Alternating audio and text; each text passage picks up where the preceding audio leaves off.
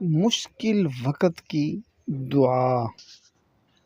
حسبنا اللہ ونعم الوکیل۔ اللہ ہمارے لیے کافی ہے اور وہی کارساز ہے۔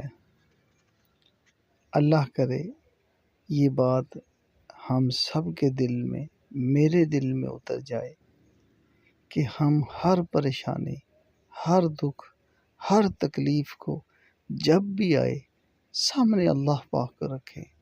جب ہم اللہ کو سامنے رکھیں گے تو سب مسئلے آسان ہو جائیں گے۔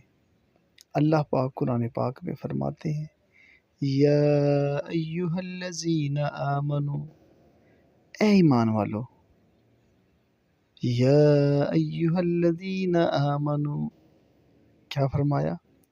اے ایمان والو، آمنوا استعینوا بالصبر والصلاۃ، کہ جب بھی تمہارے اوپر کوئی پریشانی، دکھ، تکلیف آئے تو کہاں آؤ؟ نماز کی طرف۔ پھر اللہ کہہ رہے جب تم تکلیف میں مجھے ذہن میں رکھو گے، پھر اپنے نبی پاک صلی اللہ علیہ وسلم کی سنت کو سامنے رکھو گے، 2 رکعت نماز نفل پڑھ کے اللہ سے مانگو گے تو پھر کیا ہوگا؟ اللہ قرآن پاک میں آگے فرما رہے ہیں ان اللہ مع الصابرین۔ میرے بھائی، اللہ کس کے ساتھ ہے؟